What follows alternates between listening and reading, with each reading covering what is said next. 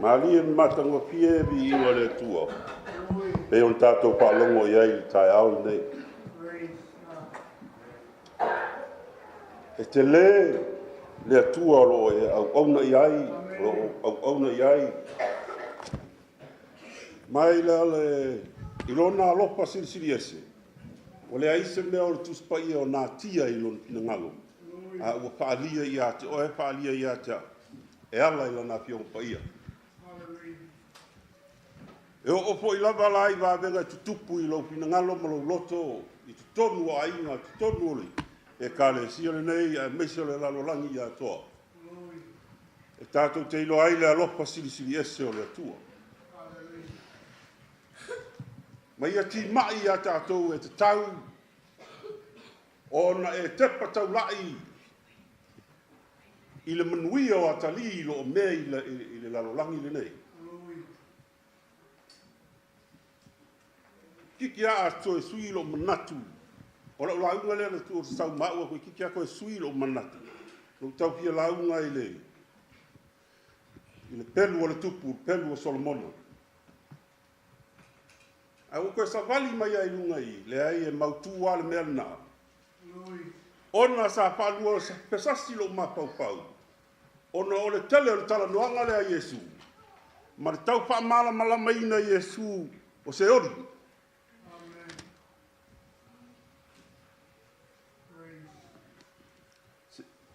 Luka lon tau pa spul mala po i po spul mala iba sa yo lon po i po to spul matas. Luka lon tau pa spul mala ono.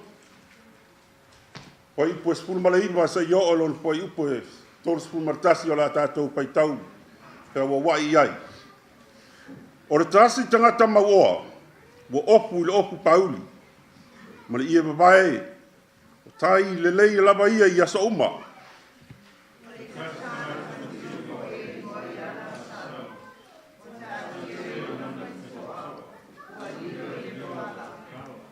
O mana o tele ia e ai momoi mea na pa uipo i la ai le mau oa. A ua o mai uli o to eto na papala.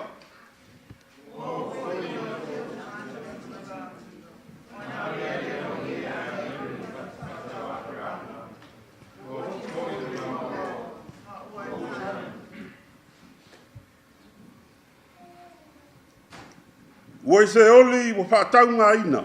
Ona te pa ele o ia. Una i loa mamau atu ia per amo mala salo i lona patapata.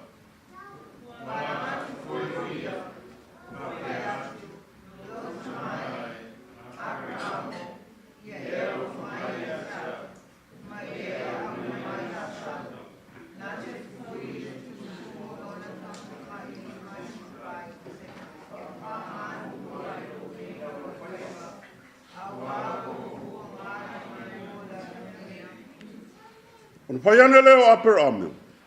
Lo watali e. Ia e manatu. Na e maua o mea le lei lo wolanga. Na maua po ia la salo o mea le anga. A o le nei. Ua wha oli ina o ia. A ua pua ngā ina oe.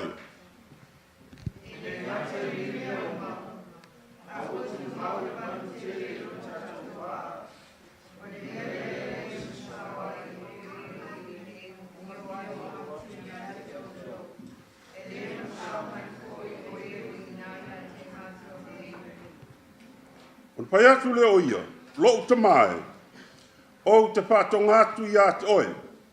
Ina ia e awina atu o ia i a inga o lo te mai.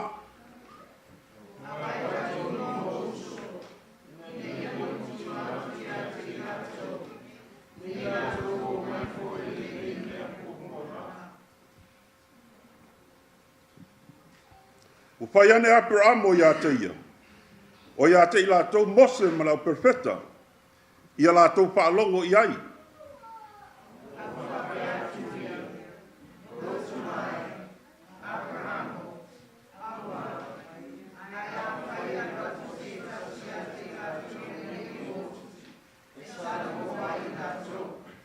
O whai ane o ia te ia. Pe a whai la tau te le whaalongo i a mose ma lau perfeta.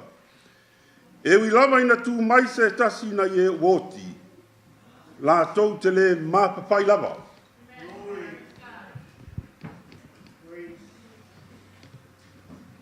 O no po fa ma au tu fa penei o ma se mata upo te no maho pau ye.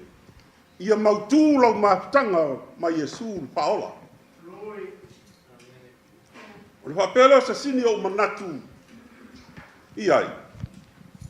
Ia manatua le ngō la salo. Ai se awa upa ia tuai ia e manatua le ngō la salo. Ona o le winga o le upu la salo, le ngō la salo. Le atua e soswani. Le atua e soswani.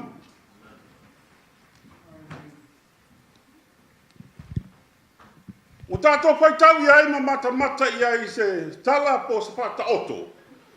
Ua talaina Yesu se i whamatala ai. Le winga o le langi. Se oli. A se oli o se mtaupu e sea o na laungaina e tele o tangata. A waele pia onisi se oli. O le mea moni ala na ele aise se pia ali se oli. A leo whamatala i e su le wingo o me tupu i se oli.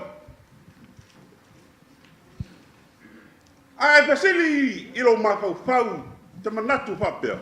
O na lepe meitala i waalu le la salo le mativa. Wa nopo i pata o apera amo. E ke pesili pe o ke pesili i whapea. O lo winga la e ke le whaka o apera amo. E le ngata i le ape mai e ai le bandu, e ai le tō. No pesili pe moi e ai ni me papea. E le ngata ho i lea, e mawhai o kalango mai se oli i le langu. E mawhai o na putu whai o la manatu. Kau kala mai le maua, tala no mai i apera amo. A e leo tā ua mai ai sa tala le matiwa.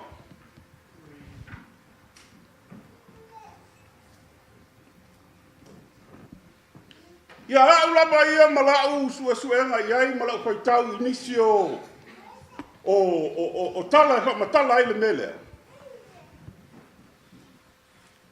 O le tele leo manatu sa manatu iai tangata i o na pō. E iai le me tau se ori, e iai se ori, e iai le langi. Le malo le langi po le ola e whavau. O mea ia lua, ai vafe mai e vai le tō. Ai le ngata hoi le o ta ua Yesu le pata o apera amo. A le maua. O tātou loa i e leo tangata patanga maua. Pe ole mkwa maua le tangata. E ofu lava i mea tongta. I ona po o i e pauli. O ia babai, ele whanga ina i tangata lau telepo nisi, nao tangata mauoa. Ala hoi tā ua le tala, ele leile la tō mahtanga mauna uso. Ele tau mate hoi la, e kūle lei hoi le vaanga, a ko lima.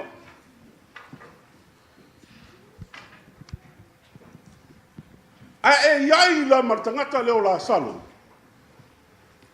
E fai ma whaala me lawe i le pā, i le whaitu toa, o le tangata lea.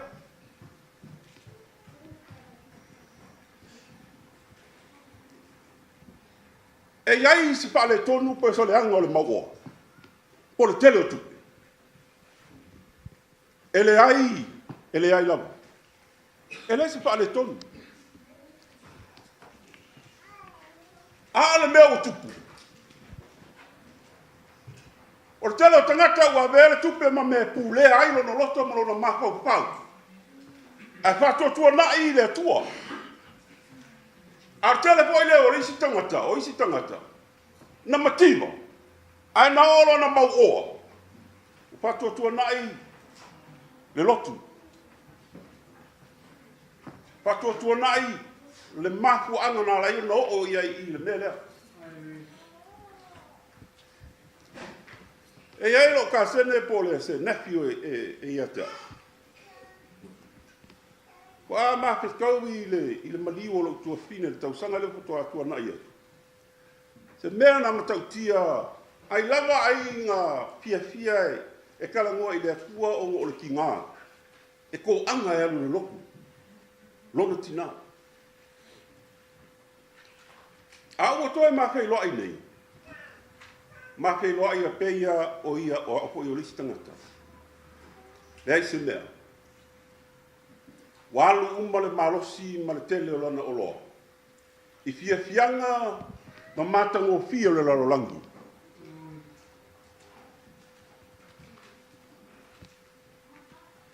Ai se ala e wala I ona tu maule mau o lisi tangata NFL. Au whakua ngai ua makiwa lisi tangata. Ale upua ale whaia wangari o luka e polo ai e tele ona matele whautua mai. Ile matau tio le tupe e a ngai atu I se mea pale tonu. Ai sao. Ele sel na manaki. A momonga I o tātou whanau. E tātou te tui nātu I aonga. Ia mautū, ma le lei, ma tele ni lato mea e loto iai, a e fia I tātou. O le manuia, o le larolangi le nei, le tātou te o e sa I. A e la pata ia le e po mai o luka. E le mawhai o na pūlea le tele o le tupe. Lou soifua, ma lo tātou bā ma le atua.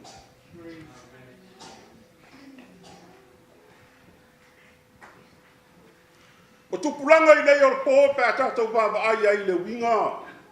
Pei o le melo o whai ngā lunga. O le tele o tupulanga I o atu. E fia whai ngā lunga. E o atu whai ngā lunga e le fia loa e le vai aku e le mangaia anu. Kia, ko sui se ngā lunga e whape. O te talitonu, e whape nā whato o tele o tupulanga tātou Samoa. La au, whape tali atu o lo tupulanga. There's nothing wrong for you to go and seek the money all you want. But don't forget, money will lead you into something in troubles and all of it. A little while ago, one of he was preaching about the prodigal son. And he didn't earn any money from this. But his dad gave him part of it because he wanted to see the world. He spent all of his portion from his dad. When he came back, the dad still had a lot more money. I'm trying to tell you, there's nothing wrong with money.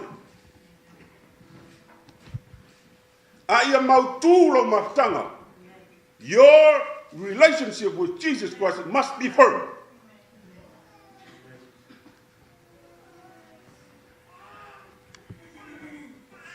If it had any troubles with you going along with your relation with God, remember Lazarus means God help us.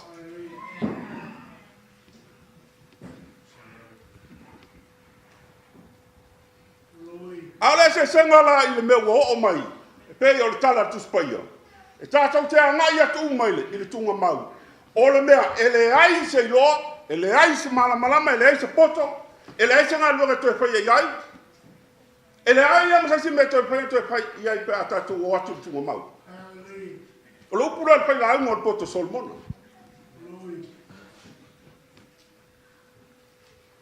Inga woki la mau oa, anu se oli. Ai oki la salo, alu ki e whakapako a pela amu. Pei la no pa yatu se pisili wa tuana. O longo wingara e ke le whakapako a pela amu. Ele ai. Ai wai pato a pela amu. E Yesu. O le mika I o ka ngaka isala e. Ai kaunge a pela amu. It's their pride. O le mika ia. O le manatu o le vaanga lea. Ai a kele ngala ko kau a pera amo o le kamao la ufato tua. O fa pea mo la. O ma ko ke wa ko ya vo ya ma ko o le o la fa va. O mo fa to tu a pela. Ele ai. Walanta we Yesu I aperamu. O le fa to tu. O le fa to tu. Ele me pai nga malu e lue lo fa to tu ya Yesu Kristo. Pe a pai e te mau I la nation.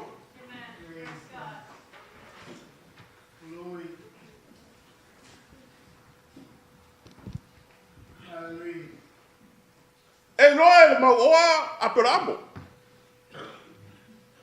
Ale ve mai le mau. Lo tamae aperamu. O tala le fam tala Yesu.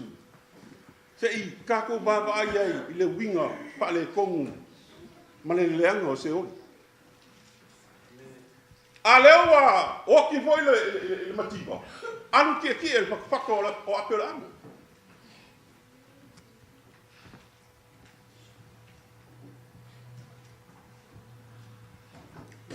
Le winga modi a o lo tātou whalango lango I lo tātou whātua tua. E ala I le alofa tū noa le tua. O fō ina mai a te oe mau tātou te ola ai.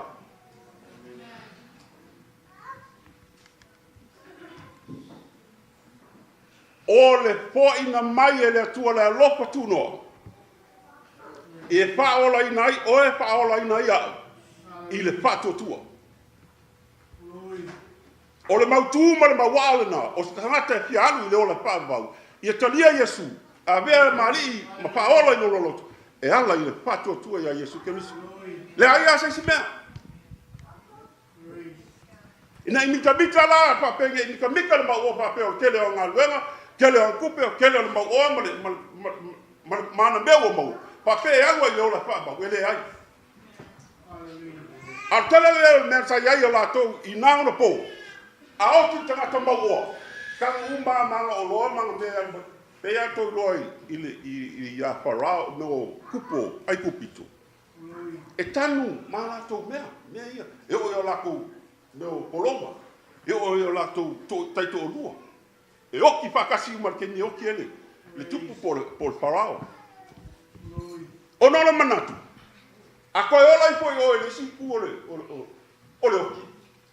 La ko mo o ma me ia o la me tu e o mangi ia nge opo o la ia la vana na o fala ma ko la ko o ma la ko ke o ma la ma I o la ko ko o ma la ko la ia o la nga ia e ia se o na mo ele fa tu ia Yesu ele fa tu I le tu pe no foi ele fa pe e ke le lo ke sau ko ma mai loku mo lo fa tu I le tu o fa pela I sema o pasia ma la fanga.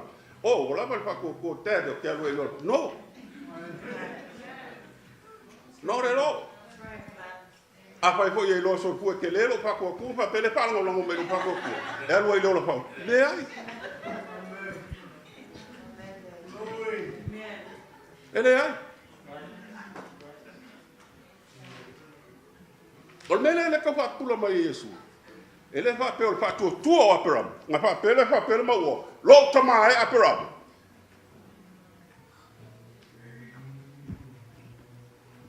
Ele fa pe o kele nga ko nga luenga lei. Tato te mau ai le o la fa ba. Le ai. Ele fa pe o kele tato tu pe la tato te mau ai le o la fa ba. Ele ai lava. Tasia. Fa tu ai le alo o le tua. O fo ina mai ina ia le pano se tasi. E pato tua ia te ia. Upo a Yesu na fai fa me o au nei le ala, upo moni, ma le ola. Ai se tasi le ui mai a te au. E le o I le ola fa bau. Po le isa la elu, ai kupiko, o le makia, po saboa, po le saiva. No. Ui a Yesu. Mau ai le ola e fa bau.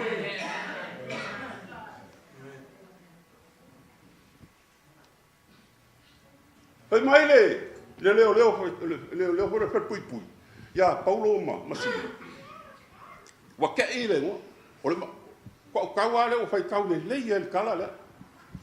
Ai mai il tala le lila. Le fai to. Ali ai la il tusi. Ai mai ali. O la capital L. O A, capital A. E a tele. O le mangaku o le ngole.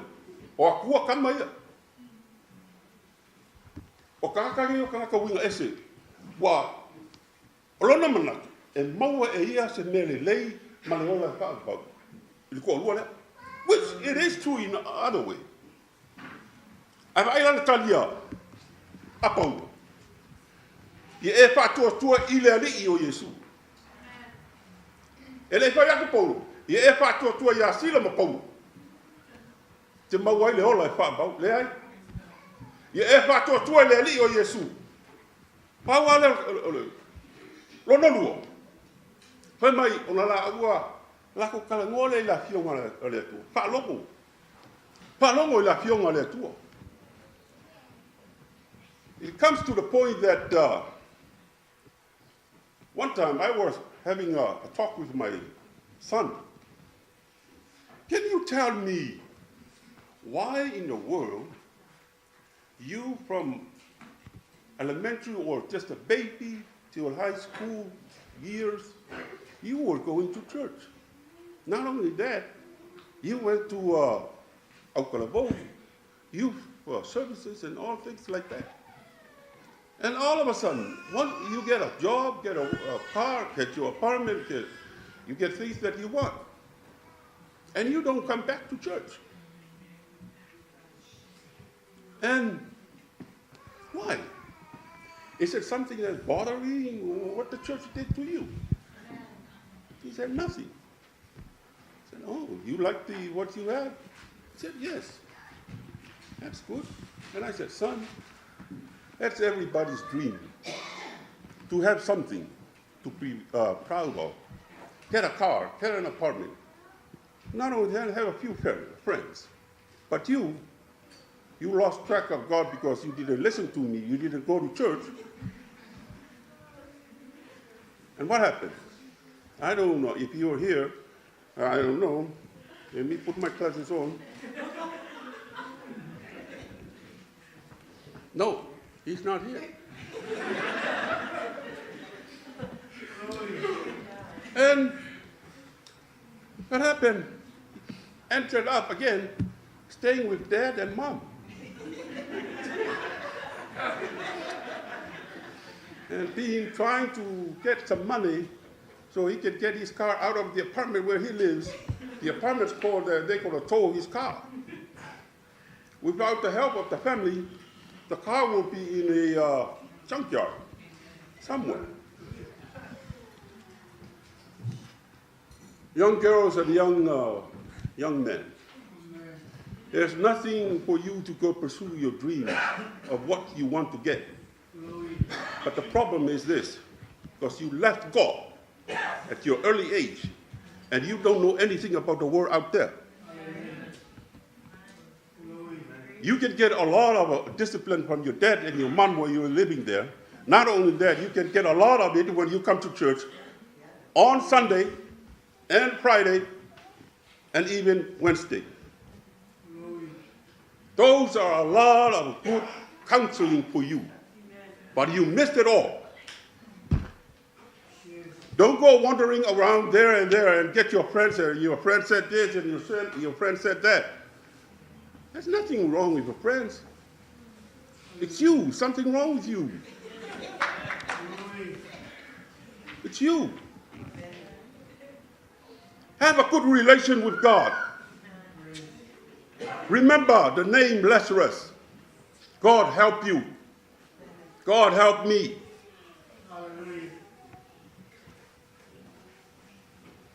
Ele ngata le nā ina ua uma pe mai ia e whātua tua le swapo Yesu whālongolongo i le fionga le tua ina ua koe Paulo Masila a ua ia tau tua. What does it mean that? Pe mai, ua ia mulu i ki ngā me wai ngā sasai Paulo Masila. Ngā lua le ngua fō i o la mangua. It's not working for them. Ele ngata le nā ua ia alu lau mai le ai ma au na le tua. What I'm saying, parents can be really proud of you when they come, you're serving in the church. There's nothing more for me to see my own kids and my own children come and serve in the church.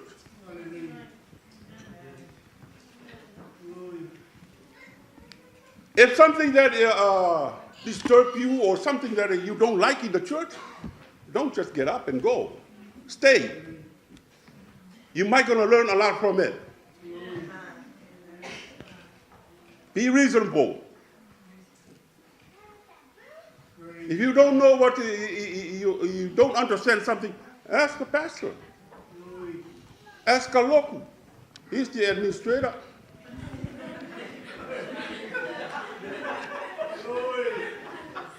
Still, if you don't satisfy, well, ask somebody else who will help you. But ask the pastor. It will satisfy you what you're looking for. Serve the church. That's what he did. Kupul malo so solo mo pangka la Isabel. Ole fe me lo se o mai la kilo ku fa pe ai o kanga ko ia ku me ia. Ai le ai o Paulo Musila. Ai se mo e pule lo o fa kur pe la fa pau ia e o ki ai. The world will kill you.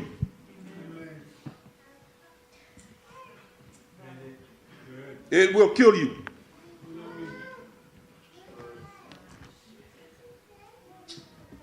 Not physically, but mentally and spiritually.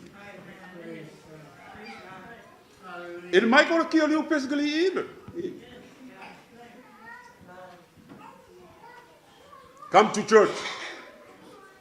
Come to church. Come to church.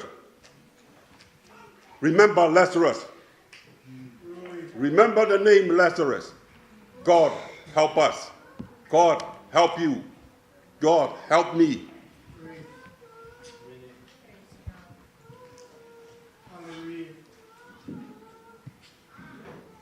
Langa lua ia loto maulalo. Ke lor fain ka le leader o le mau ole. E kere me alu se oli. Ale alu se oli bala au mai. Apela amo sei au winga mai ya la salo. Sei fui anu kumulima isinga ipu vai. Fasi Pako uru mai lese, wa vevela melea. Seoli is not a place for you. O se elu ele to fia mo o el tangata olo. Pai mai lava Yesu o seoli. Nga paia mo satani mana angel. Period. Ai la ka ke em paka wemu tala le lai ya Yesu ku. Ya Yesu ke rusu. Olo na yungo le e o pa kasi msakangi manga angel. Seoli. Ele faia se oli moe. Ele faia se oli moa. Na pai se oli mo Satan.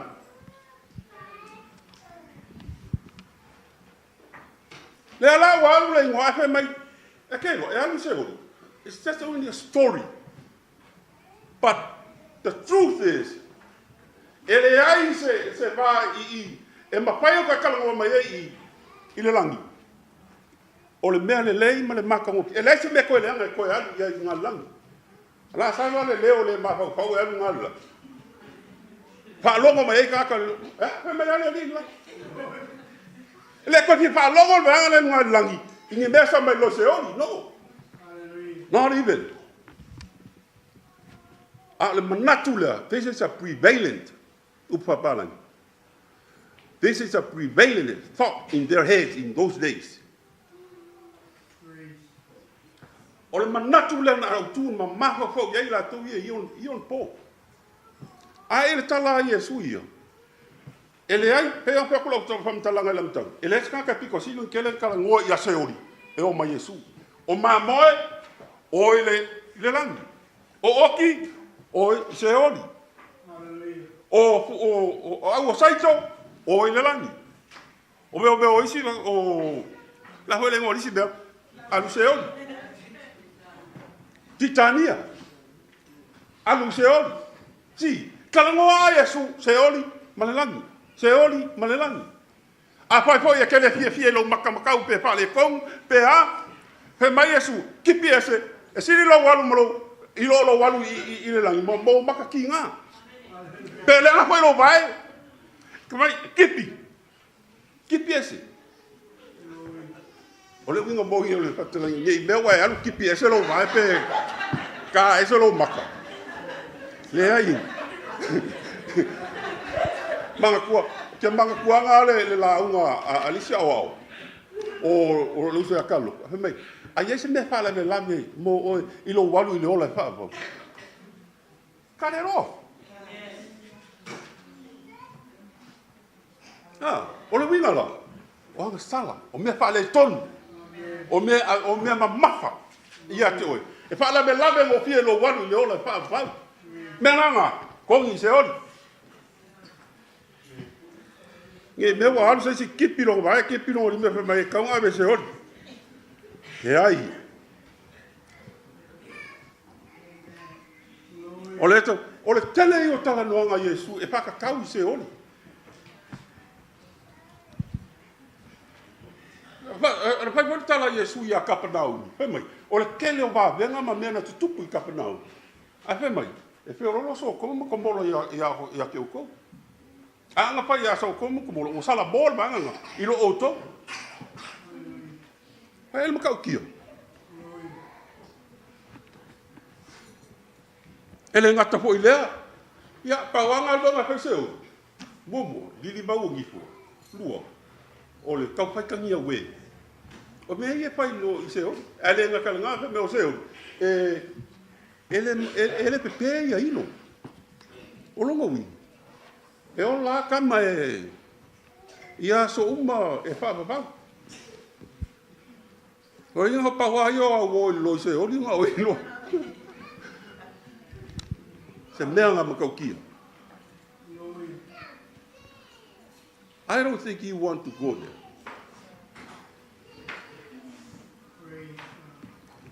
Te mai kala raka lea.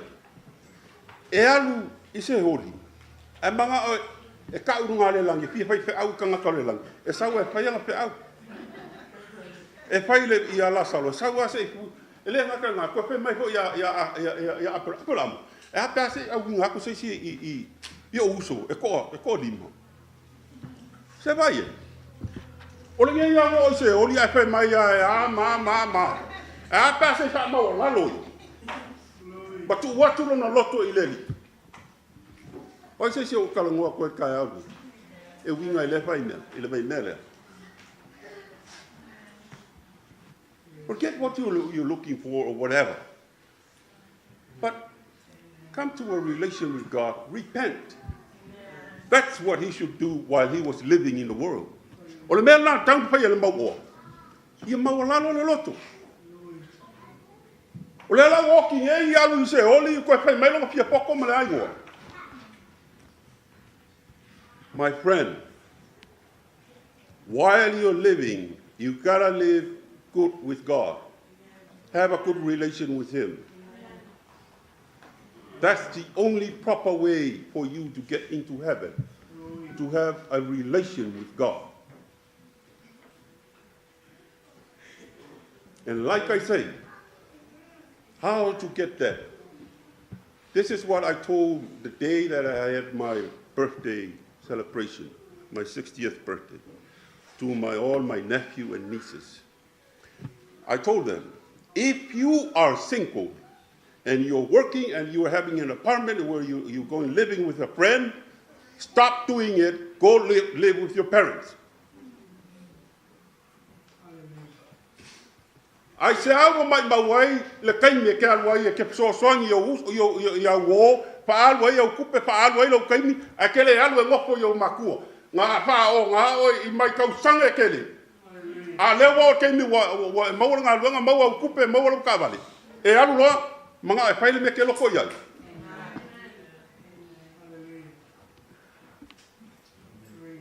O fakule, ele a pia o ele u fangi to lua. That's different. Amerika le ka ke ngofo ai. Pai lo to lu tangata. Talia oi pola me te fai. O la fai ngala le fai la fa. Bola ko wo, fai la ko ai ai me mga o mai e ke o mai. Ai ele me ki so so ani atu yai sau ke kala ngoma. Ele fai ngofia le ngofo le fai o to lua pai pana. Me se ya tu mu nei. A oe le o fai so ko lua. My friend, my sister and my brother. Go live with your parents. It will bless you every day of your life. Not only that, it will lead you to something good.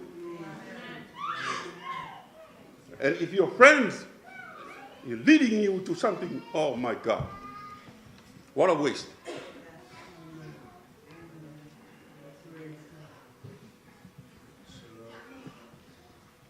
Me hoi le kako. Li kai ka ia kako kai. Ai fa pe hoi moi ala mai le sino ia.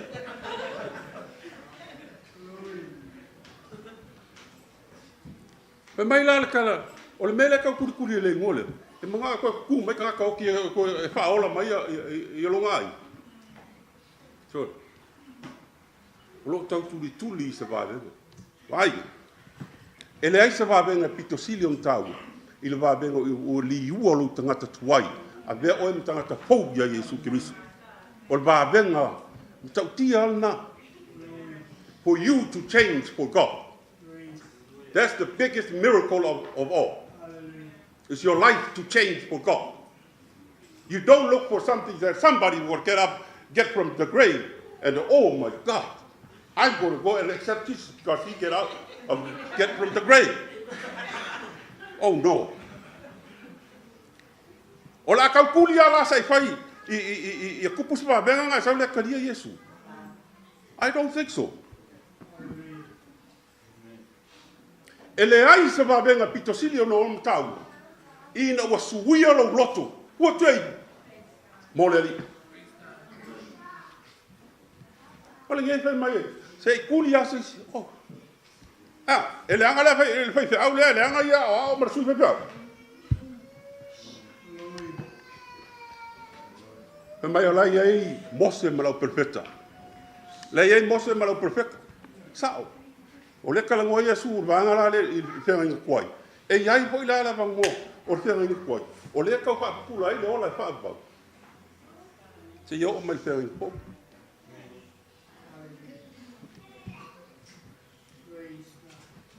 E matau tia se oli. Ia le lei lau mafutanga i le teimile nei a maua lo wabanoa a lo soi puam e olo. I lo koe pai a koe seisi mangaku. A anga i kunga mau. Then it's too late. Le oportus paia. E le ai se manatu, le ai se mapaupau, le ai se ngā luenga, le ai se isi me i o talatua i tua atu leo. Today.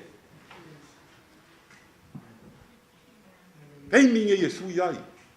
Hopefully, e iai se maoae ma se matango fio le ola whakewsianu. Mole le lei ma le manuia o Amerika il nei vai tau ma le vai teimile nei o la tātou wanga i atu iai. Don't forget. O le asau ko i ma le tia apolo e sawa e lona sawa ai. E le petia lo whātou tua. Ona o le manuia o le lalolangi le nei. E tātou te mau. Amen. E le ai se wawenga e sili. O le sui o lo loto futu eipo. Ina ua vea Yesu Kristo. Ma li in paola. I lo loto. Mātou te papatai i lo wapionga lo mātou atua. O e whai loa i mātou le pale tonu ma le leanga o se oli o le no poanga. O saunia mo satani ma ana angelu. E mātou te papatai o no la wapionga. E wha matala i mātou. Oia i te riso Yesu o lo mātou ali i malo mātou paola. Ta pau leo le mātou wala. I le langi o e sau nia mo i mātou. A le mātango fie o le lalolangi le nei. Le ali e mātou talo i lau fio se e soani. I tupulanga o le tio mātou nei e kālesia o mātou pānau. Meise lo mātou tupu ai. I lau pe au malaunga ruenga lo mātou ali e. Tu mawatu ya to ele bi le panetanga nei se yo pa ba amen la tato tu la a pai poi ele tu inatu you have not given your life to Christ, how about this morning is to give your life for Christ. Make him your Lord and Savior in your soul and in your heart. Lei se me pita sido na lelei ma le matango ki. Ina ua tātou wola ma tautua i pe aura ngā luenga, i le mana ngā luenga le atua. O lou manuia, mo le lumanai. O lou manuia, mo le lumanai. Young people, give your life to Christ. It's the only way for you to enter heaven. And not only that, you will have a blessed life on this world if you seek him with all your heart.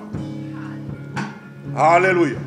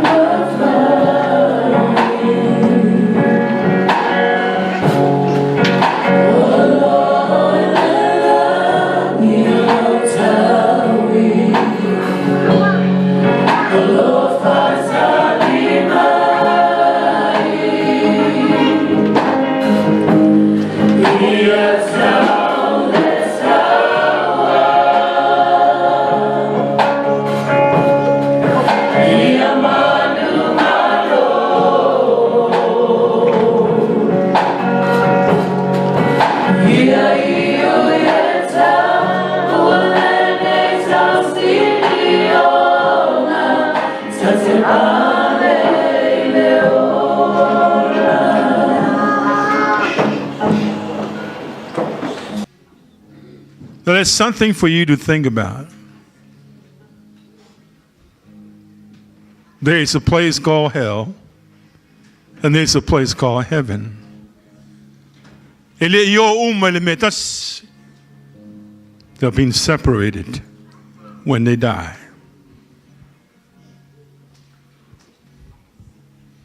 Make sure you need to make sure where you're going when you die. Are you going to heaven? Or are you going to hell? You make a decision. You need Jesus Christ. La te usul nepes. Ayay leva se mas rosalo yante oy, you're not so sure. This morning, you need to make sure that you have Jesus in your heart.